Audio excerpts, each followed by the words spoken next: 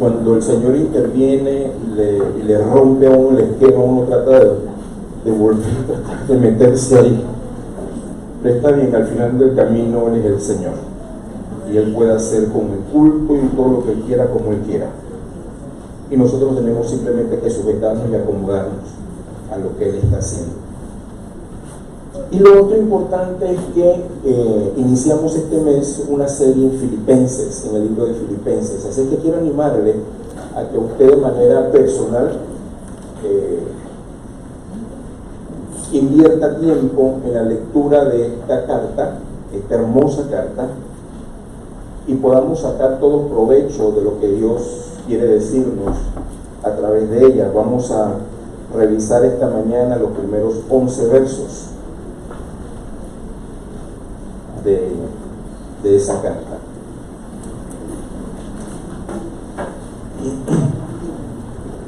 Solamente a manera de ubicarnos en el escenario para que usted tenga un contexto adecuado del mismo, les recomiendo, por ejemplo, si usted pueda conseguir una Biblia de estudio, sería muy interesante que lo pueda hacer y sentarse con calma, abrir la palabra, disfrutar la palabra hay que disfrutarla. Uno tiene que sentarse y disfrutar la palabra, y con un corazón y un espíritu abierto recibir lo que Dios le tiene que decir. Esta carta, esta iglesia en particular, Pablo la funda en su segundo viaje misionero. Y según los historiadores, se escribe esta carta a esta iglesia estando en su primera prisión. Pablo estuvo varias veces encarcelado, y durante su primera prisión escribe esta carta a esta iglesia, la iglesia de Filipos, una iglesia muy cercana a su corazón. De hecho, cuando usted empieza a leer la carta, porque es una carta, hoy día abrimos el texto y hacemos referencia a los capítulos y a los versículos, pero en el texto original no aparece como tal, es una carta. Pablo está escribiendo una carta, y para efectos posteriores de poder estudiarla, de poder memorizarla, de poder entenderla, se ha dividido en capítulos, se ha dividido en versos, pero originalmente no es así. Usted hace una carta y usted no escribe verso 1 y escribe verso 2 y escribe. No, nadie escribe de esa manera. No pretendamos que Pablo ni los escritores bíblicos lo hicieron tampoco de esa manera. Inspirados por Dios escribieron, y tal vez, y está bueno para facilitar el estudio y poder hacerlo de manera sistemática. La carta está dividida así, o más bien toda la Biblia está dividida de esa manera, para poder hacerlo de manera sistemática. Es la intención de Dios es que vayamos a la palabra de manera sistemática. La semana pasada conversábamos de aquello de que hay gente que tiene la Biblia cerrada y dice: Señor, háblame, abre la Biblia en cualquier lado, coloca el dedo y reciben esa palabra creyendo que Dios les habla de esa manera. Pues Dios no actúa de esa manera. Dios es un ser inteligente. Si usted es inteligente, Dios lo es más. Entonces, pensar que Dios nos habla de esa manera, pues es no entender la grandeza, la sabiduría y la bondad de Dios. Entonces, queremos sacar el mayor beneficio a esta serie, así es que le animo a que usted en casa se tome su tiempo, abra su Biblia, Filipenses, léalo varias veces. Es una carta corta, solamente tiene 4 capítulos, y vaya anotando ahí las cosas que le llamen la atención. Si tiene alguna duda, acérquese a alguno de los maestros de escuela dominical, o a alguno de los ancianos, o a alguno de los líderes de la iglesia, y díganle: oiga, yo leí esto en la Biblia y no lo entiendo, y recibirá la respuesta adecuada. Y si no saben, porque es posible que no sepamos, porque el hecho de que seamos líderes y pastores no es sinónimo de que todos lo sabemos, vamos y buscamos para que todos podamos aprender. Porque mientras estemos a este lado del cielo, todos necesitamos aprender. Porque aquí no hay ninguno graduado todavía. Todos necesitamos aprender, ¿sí? Y al hermano que tiene al lado, necesitamos aprender de Dios. Así es que esta carta la escribe Pablo desde la prisión. Y le escribe a una iglesia a la cual ama de manera muy, muy profunda. Mire nada más para que tenga una idea. En el capítulo 4, en el verso 1, la manera como Pablo se expresa de esta iglesia, dice: así que, hermanos míos, amados y deseados, gozo, corona mía, está casi firmes en el Señor, amados. Note las veces que habla de amados, note las veces que habla corona mía. A ver, ¿quién le dice corona suya a alguien en su casa? Lo más que usted puede llegar, no puedo hablar de alguien que no está aquí, mi esposa no está aquí, así que no lo voy a decir, porque después me ve. Entonces me abstengo, me acojo a la enmienda 100. ¿Cuál es esa? La mía. Ok.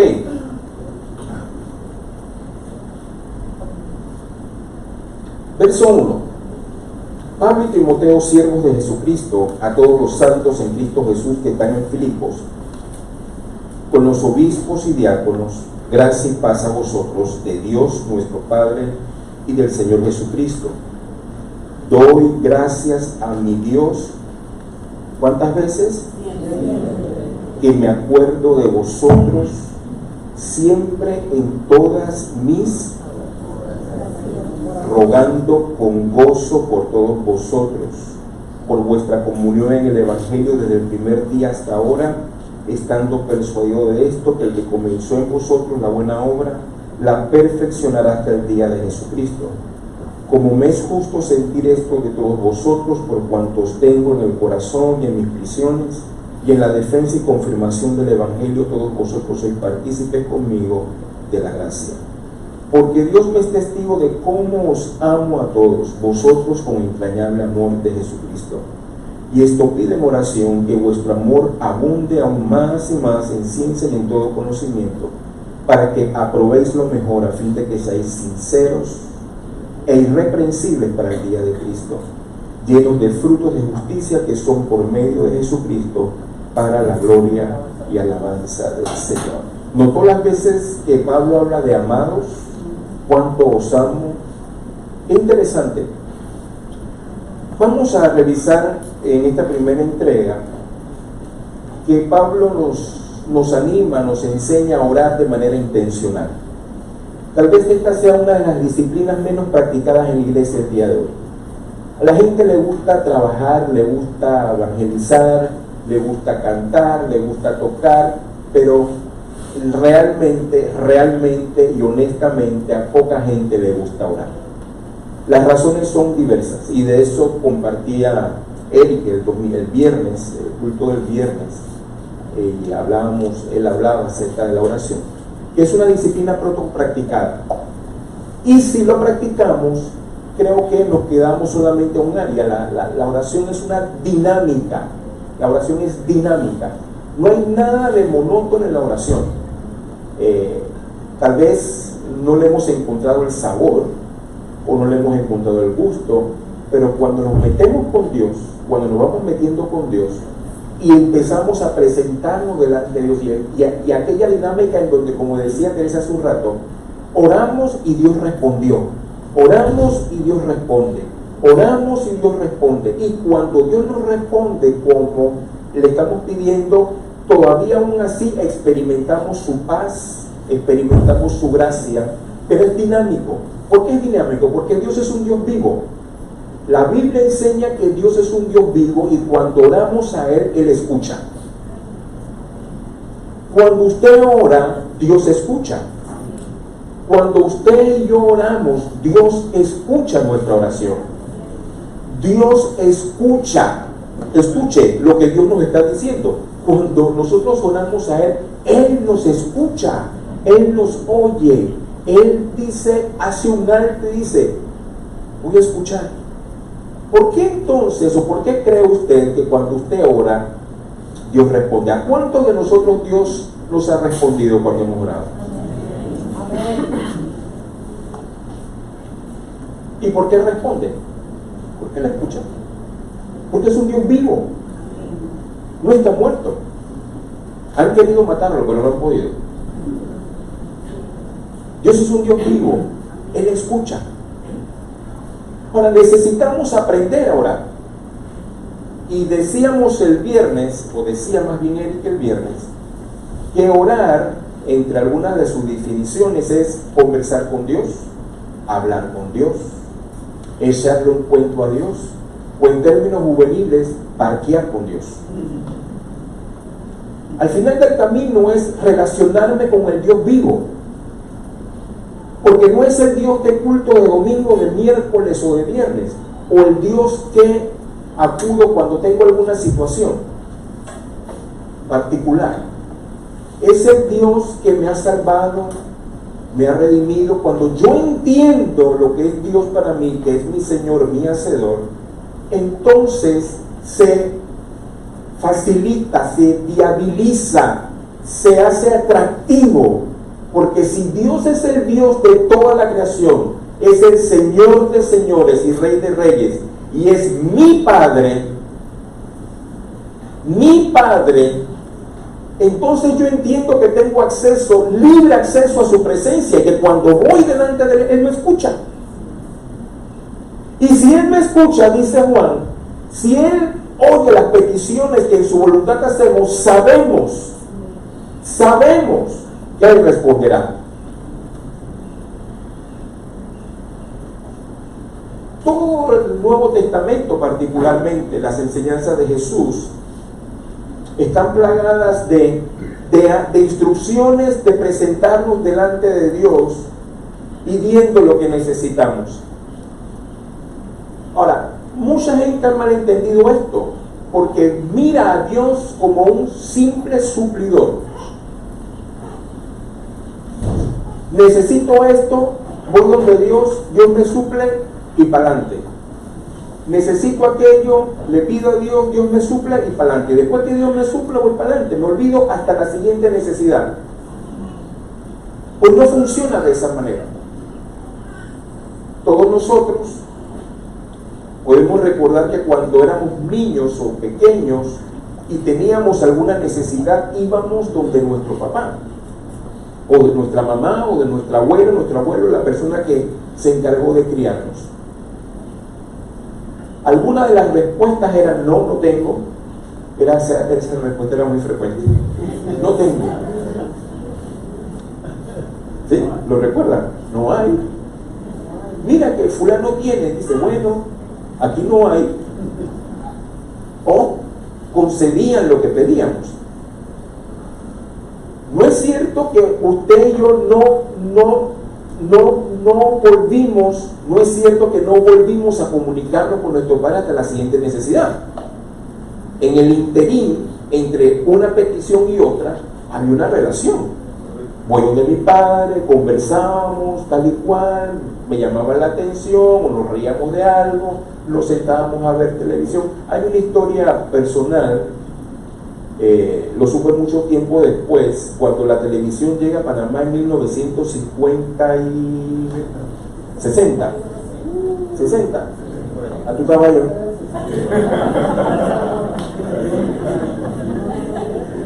Digo, no te vi el domingo pasado. Ok. Me cuentan mis padres que nosotros no teníamos televisor. Así es que los vecinos del lado tenían televisor y yo me escapaba y me iba donde el vecino a ver televisión. O sea, la atracción era la tecnología del momento, la televisión. Blanco y negro, aunque ustedes no lo crean, alguna gente no lo cree, era blanco y negro, pero era todo lo que había. Y dice mi papá que un día regresé llorando de donde el vecino, que supuestamente tenía que ver televisión, porque la vecina evidentemente estaba cansado de que este negrito estuviera ahí en el televisión. Y me sacó. Y le digo, papá, me sacó. Para menos. Tendría, ¿cuántos años tenía? Como 5 años. Bueno, no recibió. Como 5 años. Como 5 años tendría. Oye, sí, que regrese 95 años para atrás.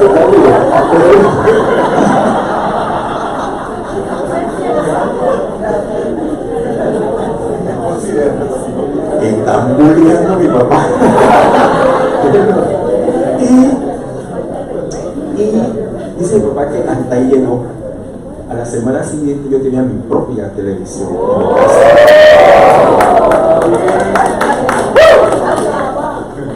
¿Ah? 4 años. Ah, bueno, me equivoqué por uno, digo. Esa rata de equivocación es posible.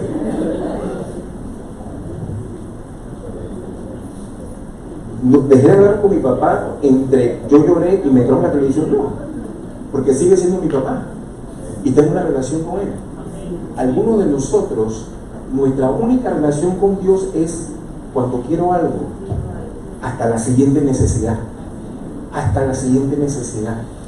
No funciona de esa manera. No funciona así, con Dios no funciona así. Les digo un secreto a voces, la Biblia lo dice. Dios está sentado en su trono y sigue siendo Dios y seguirá siendo Dios,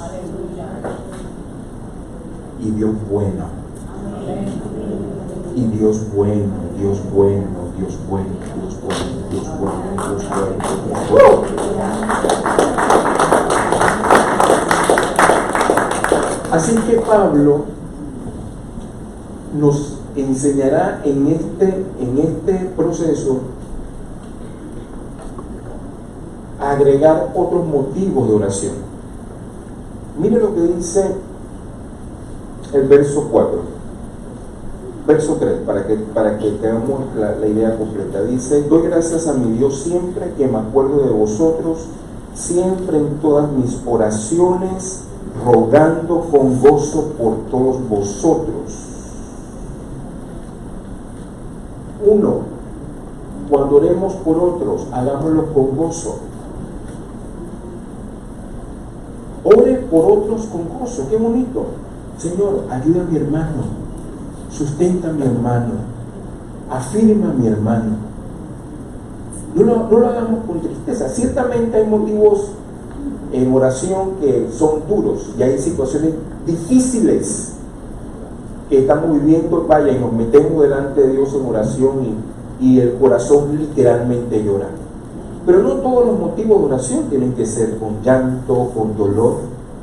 Podemos presentarnos delante de Dios y decirle: Señor, ayuda a mi hermana, ayuda, susténtala, entendiendo de que es una responsabilidad común. Esto es parte del ministerio de los unos por los otros que Pablo también enseña. Ahora, es interesante que debemos orar a Dios con gozo, presentando a nuestros hermanos. Note cómo Pablo dice: siempre que me acuerdo de vosotros, siempre. Y cuando usted esté en casa, que esté tal vez en la faena diaria de la casa o del trabajo, seguramente vendrá a su mente y a su corazón la imagen, si no conoce el nombre de algún hermano o hermana, algún niño, alguna niña, algún adolescente, algún joven. Preséntelo delante de Dios.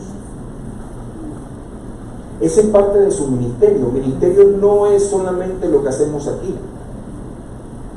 Ministerio es lo que usted también hace en su casa, en su trabajo. A ver, ¿cuántos de nosotros presentamos delante de Dios nuestra área laboral? Nuestros jefes, compañeros de trabajo. Intencionalmente: Señor, te pido que bendigas a mis compañeros de trabajo, permíteme en este lugar ser luz y sal. Esa es parte del ministerio suyo.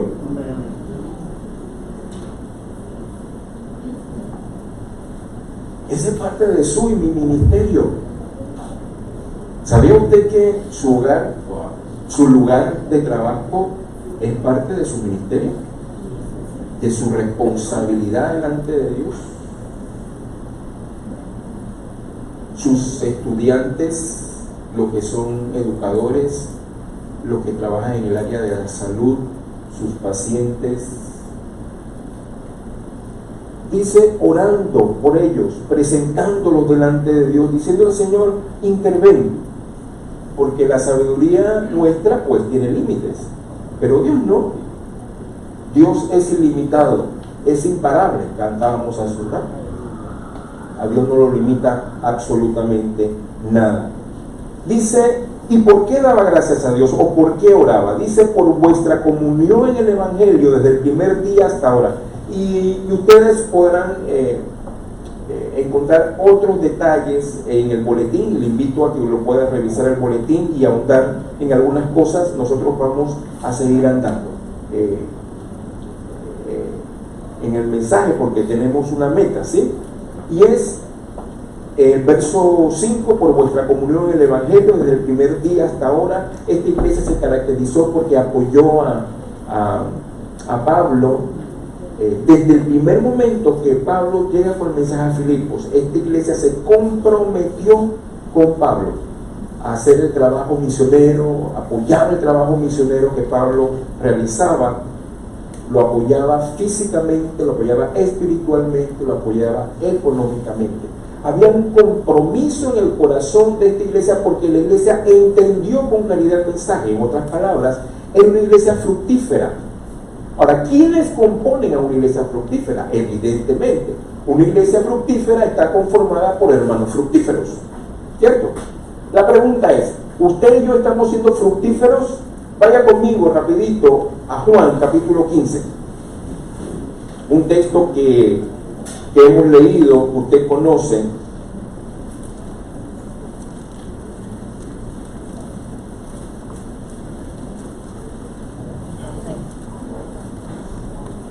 Juan capítulo 15.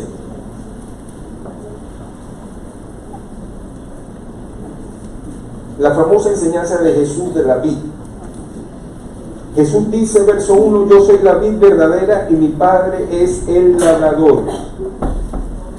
Verso 4, permaneced en mí y yo en vosotros, como el pámpano no puede llevar fruto por sí mismo si no permanece en la vid, así tampoco vosotros si no permanecéis en mí. Para poder dar frutos hay que permanecer en el Señor. Para poder dar frutos hay que permanecer en el Señor. El desafío de cada uno de nosotros como parte de la iglesia de Jesús es permanecer en Jesús para poder dar frutos. No podemos dar frutos si no permanecemos. No podemos dar frutos si no permanecemos. Permanencia habla de estabilidad, de constancia. Permanencia habla de quietud, si así lo quiere ver también. Permanencia dice, aquí me quedo, no importa qué ocurra, no me muevo. Y es más que permanecer, que ser parte de una iglesia local, que es parte de permanecer. Es permanecer en el Señor.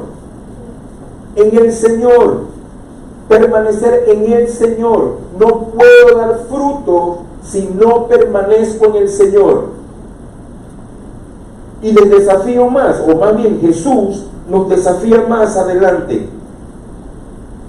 Verso 7, si permanecéis en mí, mis palabras permanecen en vosotros, pedid todo lo que queráis y os será hecho. Tremendo desafío. Alguna gente nada más que lee la segunda parte de ese verso, pidan todo lo que quieran y se los voy a dar, pero no leen la primera parte. Es un verso condicionado, está condicionado a la permanencia. No puedo recibir lo que yo quiero si no permanezco. Es que el Señor no me ha contestado. La pregunta que necesitamos hacernos es si estoy permaneciendo. Si permanezco, se cumple la segunda parte del texto. La condición es permanecer. La permanencia trae estabilidad.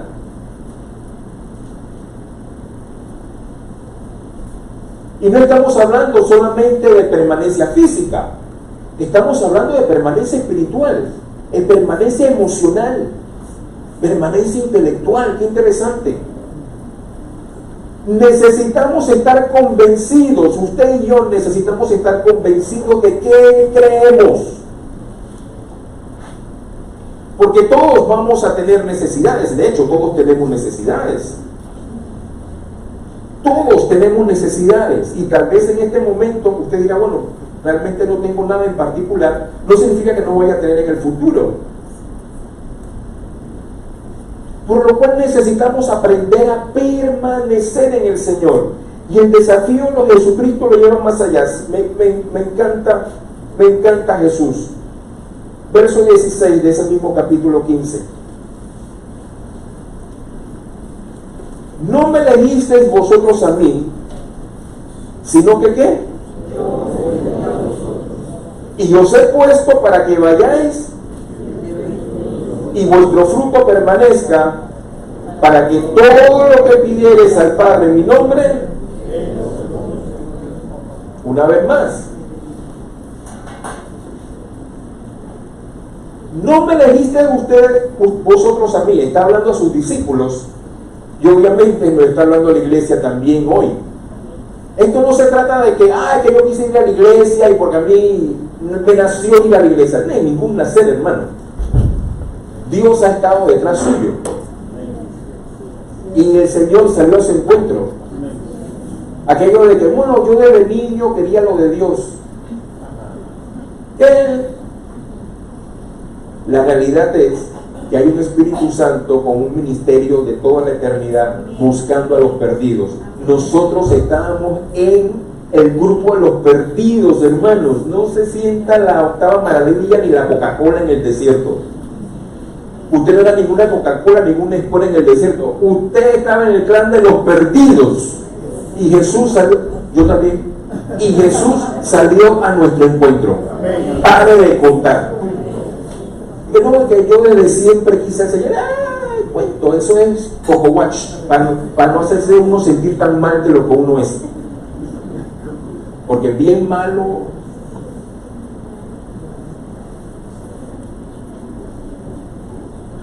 Era.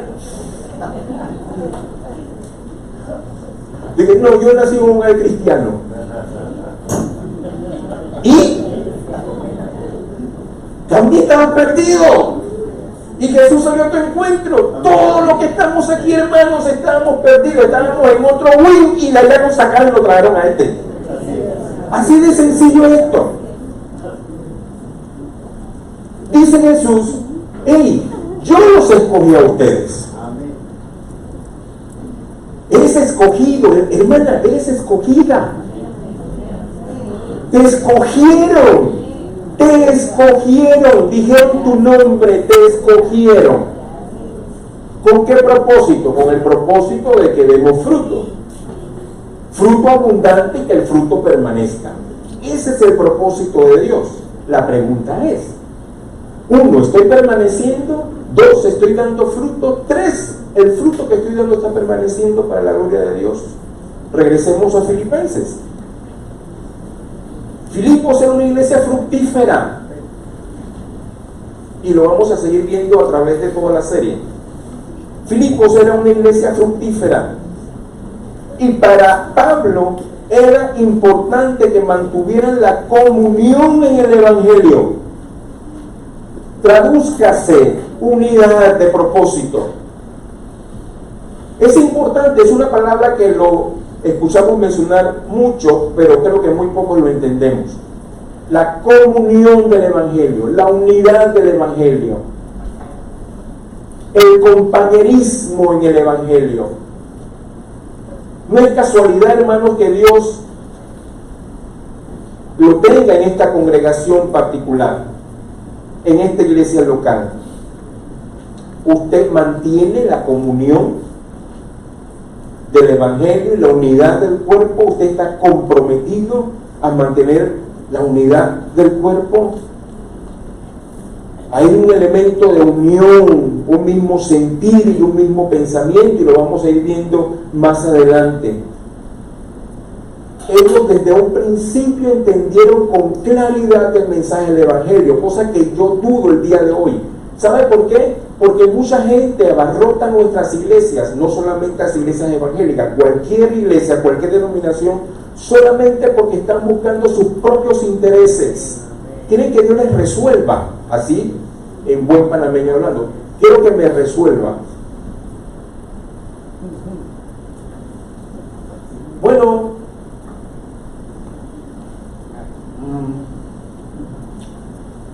a eso que quiero que me resuelvas, Jesús le respondió: el que no está dispuesto a tomar su cruz y seguirme, no puede ser mi discípulo. Dios no está en el negocio de resolvernos nada. Él ya entregó a su Hijo. Era todo lo que usted y yo necesitábamos. Dios no está en el negocio de resolverte nada, hermano.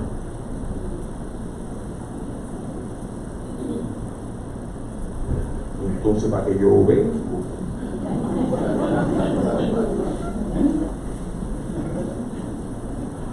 a que Dios te resuelva la vida, porque se trata de la vida, no de que necesito un carro, una casa, un aumento. Se trata de tu vida. Y Dios a eso ya le dio respuesta. De tal manera como Dios al mundo, que envió a Jesucristo, su único Hijo, para que todo aquel que en él crea no se pierda, mas tenga vida eterna.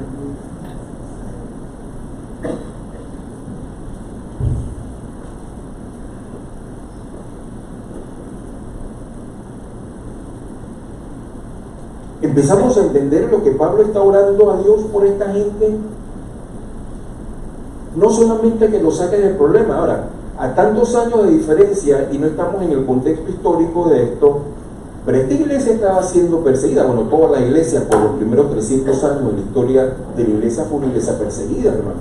Nosotros ahora leemos el texto bíblico en medio de condiciones diferentes, en medio de un cuarto aire acondicionado, climatizado, con música, buena música, un pastor bien chévere, pero digo,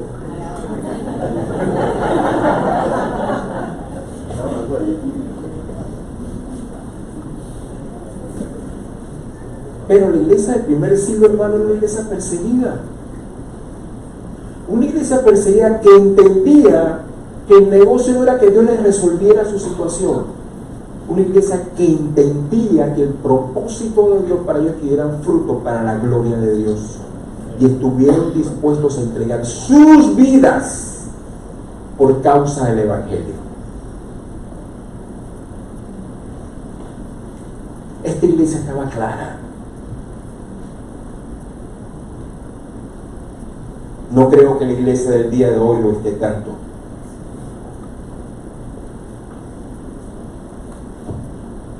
Vaya conmigo rapidito a Mateo capítulo 16. Mateo capítulo 16. Mateo capítulo 16, verso 24 en adelante.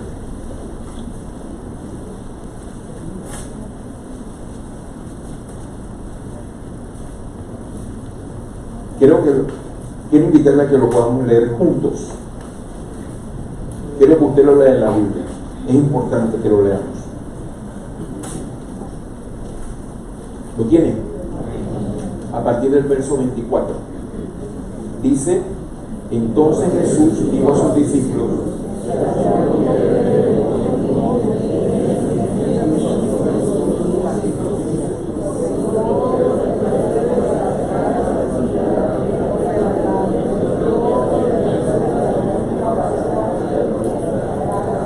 porque ¿qué aprovechará el hombre si ganare todo el mundo y perdiere su alma? ¿O qué recompensa dará el hombre por su alma? porque el Hijo del Hombre vendrá en la gloria de su Padre con sus ángeles y entonces pagará a cada uno conforme a sus obras. Así es que está siendo usted y yo, estamos siendo usted y yo fructíferos como esta iglesia. Entonces Pablo oraba con gozo, verso 5, por vuestra comunión en el Evangelio, entendiendo completamente cuál era el desafío de parte de Dios. Verso 9, el segundo punto de oración, y esto pide en oración, que vuestro amor abunde aún más y más en ciencia y en todo conocimiento. Y el verso 10 explica por qué ora de esa manera: para que aprobéis lo mejor, a fin de que seáis sinceros y irreprensibles para el día de Cristo. Y hacemos un segundo alto. El primer alto ora Pablo por esta iglesia para que la comunión de ellos en el Evangelio se profundice, que continúen siendo una iglesia fructífera, formada por individuos fructíferos. La segunda motivo de oración, verso 9, está orando para que el amor abunde más y más en ciencia y en todo conocimiento. Era un amor con propósito, no eran besos y abrazos, no era solamente ay te amo, no, era un amor con propósito. Ahora, ¿qué significa todo eso? Ese amor con propósito tiene que ver con discernir. Vea, vuelva a ese texto, verso 9, y esto pide en oración que vuestro amor abunde aún más y más en ciencia y en todo conocimiento. A ver, ¿cómo un amor puede redundar en ciencia y en conocimiento? Sí.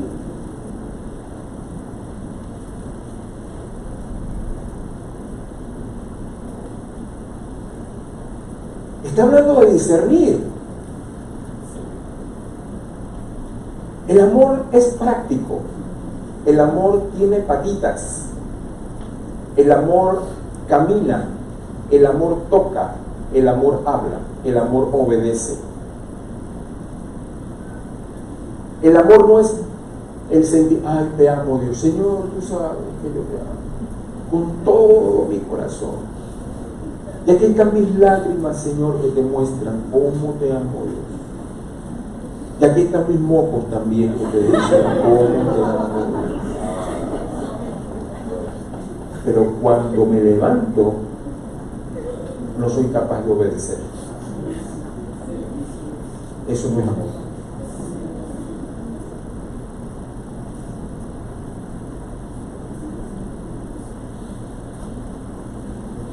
Primera de Corintios, capítulo 13. El amor es sufrido, es benigno, todo lo cree, todo lo soporta, todo lo espera.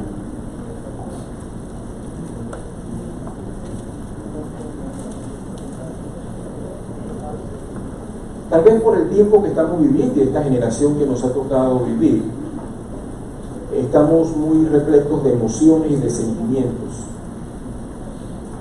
Y está bien, Dios nos hizo así, Dios nos hizo seres emocionales. Pero una de las características del amor es la capacidad de tomar decisiones. De tal manera amó Dios al mundo que ¿qué? Que envió o que mandó. El amor verdadero es capaz de tomar decisiones para honrar a Dios.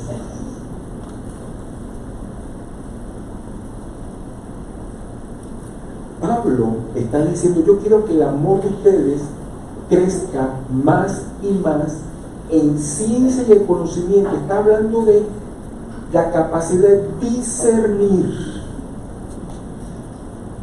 ¿Sabe qué significa discernir? Cuando usted se está comiendo en su almuerzo, espero que nadie esté ayunando hoy,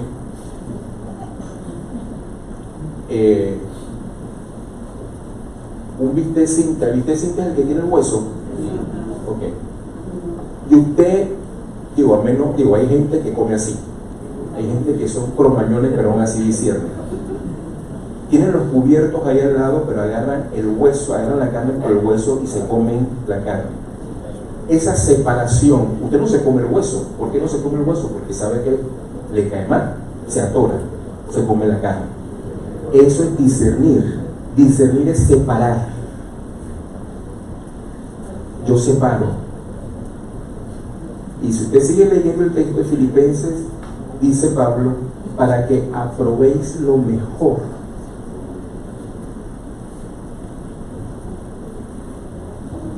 La capacidad de discernir lo mejor de Dios era una petición del corazón de Pablo por la iglesia de Filipos. Y quiero desafiarles, o desafiarnos, o casi lo entiendo de parte de Dios, de que Dios desea que usted y yo crezcamos en ese tipo de amor, en el amor que entiende y conoce, para discernir, para separar lo bueno de lo mejor. Ahora, casi que es fácil, casi que es sencillo discernir entre lo malo y lo bueno, porque lo malo es malo y lo bueno es bueno. Pero ¿cómo hago para discernir entre lo bueno y lo mejor? ¿Dónde está la línea que divide entre lo bueno y lo mejor? ¿Cómo sé que lo que tengo por delante no es solamente bueno, sino que es lo mejor que Dios quiere que yo viva? ¿Cómo hago para tomar esa decisión en medio de situaciones difíciles o situaciones viables, no tan difíciles? ¿Cómo sé que Dios quiere esto para mi vida? Clásica, cuando uno está soltero, Señor, ¿con quién me casaré? Aquellos que ya pasamos ese obstáculo, ese es como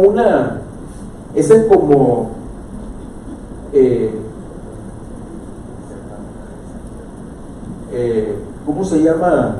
La montaña esta de Mirojima, Narishima, ¿cómo es? No, la que sale en la televisión, esa que los muchachos son unos guerreros que no sé qué. ¿Ah? El monte Mirojima. Ok, gracias.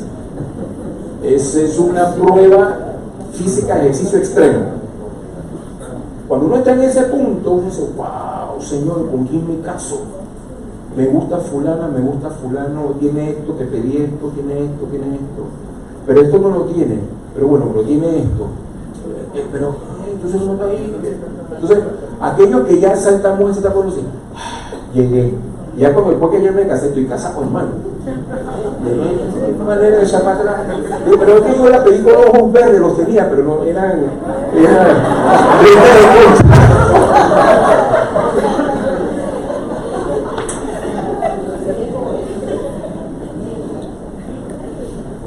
Si usted le pregunta a mi esposa le diría algo así como esto: yo lo pedí más claro.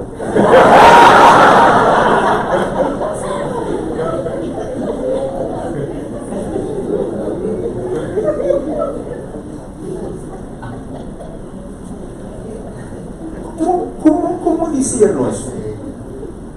¿Cómo hago? Necesitamos abundar en amor de ciencia y conocimiento.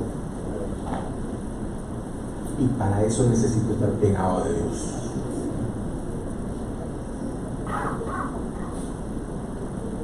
Para eso necesito estar pegado a Dios.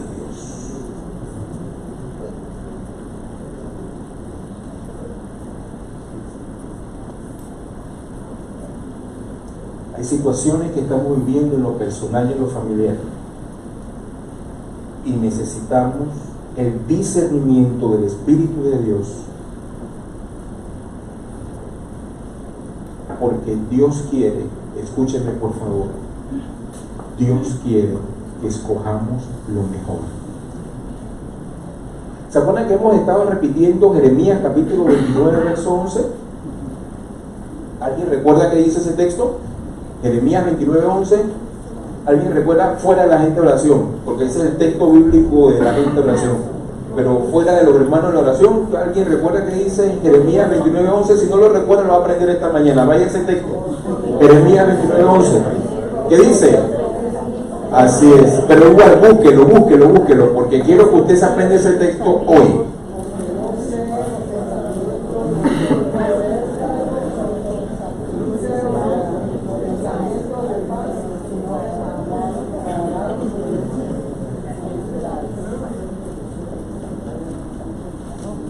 ¿Ya lo tienen? Lo leemos juntos. Dice, porque yo sé que tengo de vosotros pensamientos y no de mal para el fin que esperáis. Ok, pegue ese texto, pegue ese pensamiento a lo que estamos leyendo en Filipenses. Dios tiene pensamientos de bien y de paz, y le dice a los filipenses: yo quiero que abunde en amor más y más, en ciencia y en todo conocimiento, para que podáis probar, vivir lo mejor. Los pensamientos de Dios no han cambiado, siguen siendo los mismos. Dios quiere lo mejor para ti, no lo bueno, lo mejor, lo mejor, lo mejor. Dios quiere lo mejor. Escúcheme, Dios quiere lo mejor. Dios quiere lo mejor para ti. Dios quiere lo mejor, no solamente lo bueno, no solamente que estés bien. Dios quiere lo mejor, porque Él sabe los pensamientos que tiene acerca de ti y de nosotros, pensamientos de bien y de paz. Son las obras que Dios ha preparado de antemano para que nosotros caminemos sobre ellas. Dios siempre querrá lo mejor, pero tú y mi responsabilidad es discernirlo. Tú y mi responsabilidad es discernirlo. Tengo esto por delante. ¿Qué haría Dios? ¿Qué haría Jesús? Tengo esto por delante. ¿Qué glorifica a Dios? Tengo que tomar esta decisión. Lo mejor no siempre está de acuerdo a mis pensamientos, ni a mis emociones, ni a mis planes.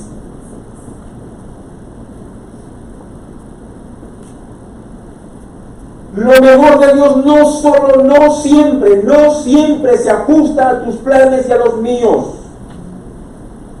Lo mejor de Dios se ajusta a los planes de Dios y a los propósitos de Dios. ¿Por qué razón? Siga leyendo el texto. Vuelva a Filipenses.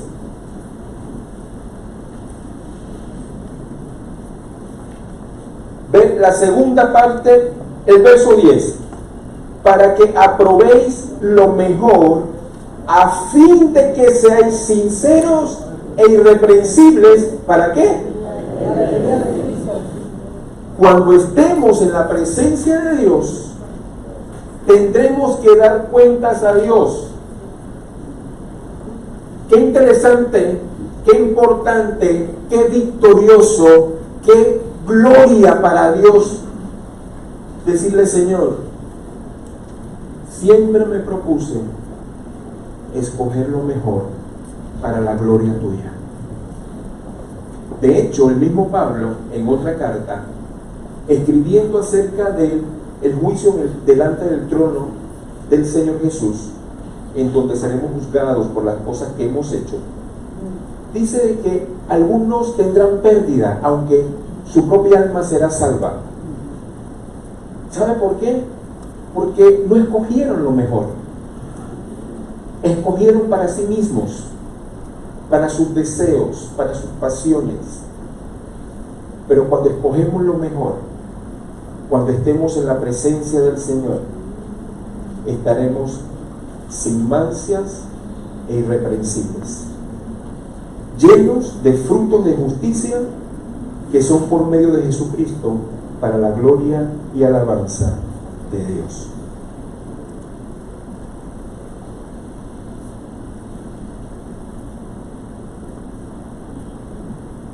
Permitiremos al Señor que nuestra vida de oración sea transformada y decirle: Señor, Yo quiero aprender a escoger lo mejor.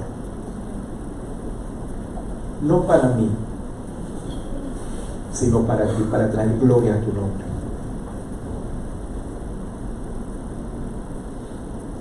Transformaremos nuestra vida de oración e intercederemos por otros.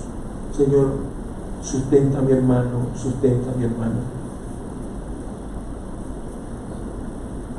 Pelearemos por la comunión en el Evangelio y la unidad del cuerpo como parte de nuestra vida dinámica de oración, en una actitud real de obediencia continua. Estamos dispuestos a dar frutos que permanezcan para la gloria del Señor. Incline su rostro, por favor.